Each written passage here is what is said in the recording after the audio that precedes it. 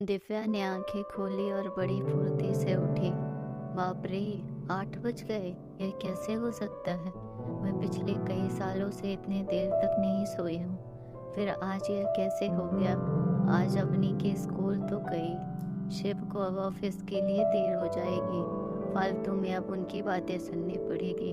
वह सब तो ठीक है, लेकिन माँ जी, वह दिन भर में कितनी बक करेंगी और मुझे इतनी देर कैसे सोने दिया उन्होंने?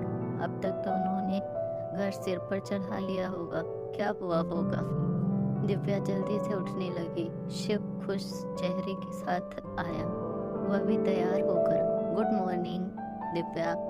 दिव्या, क्यों उठी तुम? सो जाओ ना आराम से। मैं आज लंच कर लूँगा ऑफिस में। सच कहूँ तो मुझे जाने की इच्छा ही नहीं है, लेकिन बहुत महत्वपूर्ण मीटिंग है ना मुझे, इसलिए जाना ही पड़ेगा।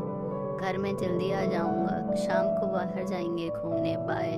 दिव्या को बिना कुछ कहे शिव ने उसे गले से लगा लिया और उसके माथे को चूमकर चला गया।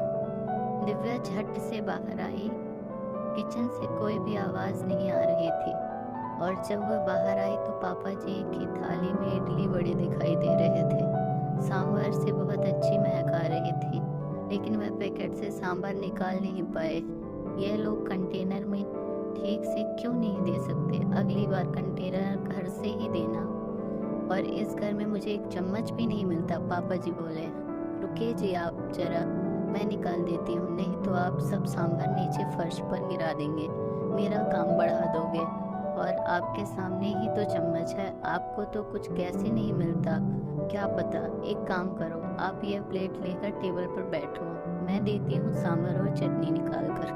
और धीरे बोलो जरा, बहू कभी नहीं सोती इतनी देर तक। आज सोई है तो शांत रहे, नहीं तो आपकी आवाज से उठ जाएगी वह। बहू जब उठेगी तब दूंगी गरम करके उसे भी है, उसका मनपसंद नाश्ता है। दिव्या आश्चर्य से सब देख रही थी। अरे बहू, उठ गई तुम? क्यों उठी? चलो अच्छा हुआ उठ गई। तुम्हारे पापा जी तुम्हारे मनपसंद का बड़ा सांभर लाए हैं, गर्मा गर्म खा लो, फिर बाद में चाय पियेंगे साथ में। माँ जी ने दिव्या को टेबल पर बिठाया। अवनी कहाँ है? दिखी नहीं, दिव्या ने पूछा। अरे वो उसे स्कूल बस में बिठा कर आया। गई वह स्कूल, होशियार हो गई है अब अपनी अवनी। जल्दी जल्दी करती है सब अपने काम, तकलीफ नहीं देती है। हाँ, बैग बहुत भारी है, पर उसकी वो लोग यह नहीं समझते कि बच्चे पर इतना बोझ नहीं डालते हैं। मुझे क्या बोली वह पता है? बोली, दादाजी मैं बिग गर्ल हो गई हूँ अब, और गुड गर्ल भी। अब मैं आ जाऊंगी अकेले घर पर, आप मत आइए मुझे लेने के लिए। दादाजी पोती की प्रशंसा में मग्न थे। हाँ हाँ, मेरी बेटी समझदार हो गई है, सिर्फ दूध पीने को नाटक करती है, लगातार बड़बड़ करती रहती है, बस खाना ही ठीक से नहीं खाती। अन्नपूर्णा है उसके पेट में, इतनी ऊर्जा कहाँ से आती है क्या पता। अरे दिव्या, खाओ तुम, बड़ा सांभर ठंडा हो जाएगा।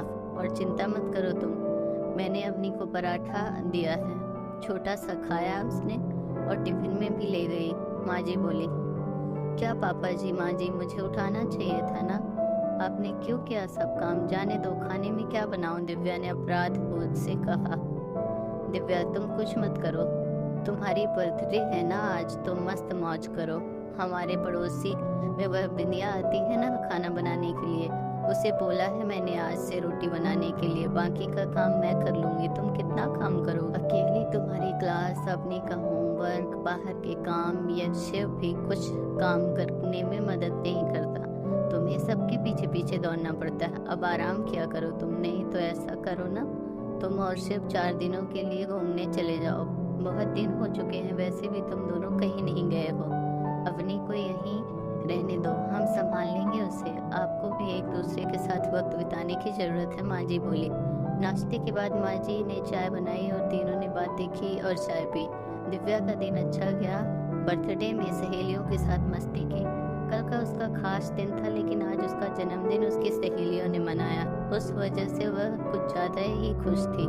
शिव जल्दी आऊंगा ऐसा बोला था, पर आया ही नहीं। दोस्तों की आज पार्टी थी तो वह घर देर से आने वाला था। माँ जी और पापा जी भी सो गए अवनी को लेकर, दिव्या भी सो गई। कुछ समय बाद दिव्या को बहुत आवाजें सुनाई देने लगी, वह अचानक उठ गई।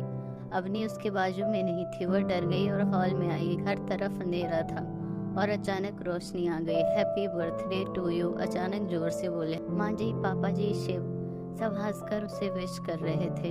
अवनी ने दादी की मदद से सुंदर केक बनाया था। दिव्या ने केक काटा और सबको खिलाया। सभी खुशी के मारे सो गए। फिर बाद में सुबह दिव्या उठकर देखती है तो पास में सुंदर सा ग्रीटिंग कार्ड था। उसकी बेटी अवनी ने खुद के छोटे हाथों से बनाया था। वह कार्ड देखकर दिव्या बहुत खुश हुई। उतने में एक बड़ा टेडी बियर चलते हुए उसके पास आया। सरप्राइज मम्मा, यह मैंने तुम्हारे लिए स्पेशल लिया है, मेरी पिगी बैंक में से सेविंग करके। दिव्या को गले लगाकर उसकी लाडली बेटी बोली। दिव्या की आंखों में खुशी के आंसू छलक पड़े। अब शिव की बारी थी। उसने दिव्या से कहा कि वह अपनी आंखें बंद कर ले और उसके लिए लाया हुआ खूबसूरत हीरो का हार उसके गले में डाल दिया और उसे आईने के सामने खड़ा कर दिया। वाह, अब सच में वह हार कितना खूबसूरत लग रहा है। सुंदर लग रही हो मेरी रानी, लगता है जैसे यह तुम्हारे लिए ही बना है। शिव ने खुशी से दिव्या को गले लगा लिया। तभी दिव्या कुछ कहने ही वाली थी कि माँ जी, पापा जी आ गए। यह दुनिया की सबसे अच्छी बहू रानी के लिए, मतलब हमारी बेटी के लिए।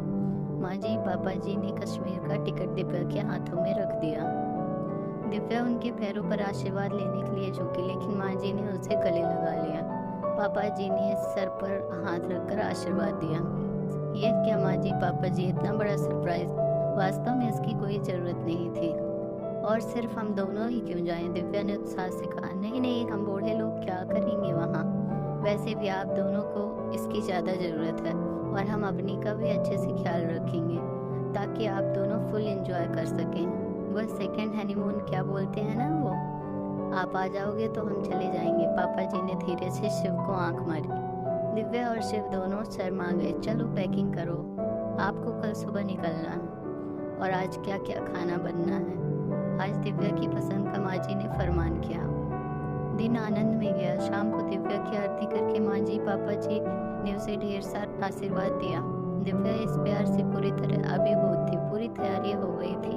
कल सुबह जल्दी जाना है, इसलिए बैग भर के शिव दिव्या तैयार थे। कश्मीर के सपने देखकर दिव्या को कब नींद आ गई वह उसे समझ ही नहीं आया। दोनों कश्मीर पहुंच गए जैसे स्वर्ग ही हो। कितना खूबसूरत था सब कुछ। शिव दिव्या सब भूलकर एक दूसरे में खो गए। यह हंसी वादियाँ, ये खुला आसमां। शिव गाना गा रहा था और दिव्या जैसे नई नवेली दुल्हन की तरह शर्मा रही थी। एक दूसरे के ऊपर बर्फ के गोले फेंक फेंक कर छोटे बच्चों जैसे दोनों मस्ती कर रहे थे। दोनों आज स्केटिंग के लिए आए थे। बर्फ में ठीक से खड़े होने में असमर्थ दिव्या एक दूसरे को ठीक करने के दौरान अपना संतुलन खो बैठी और वह जोर से गिर गई।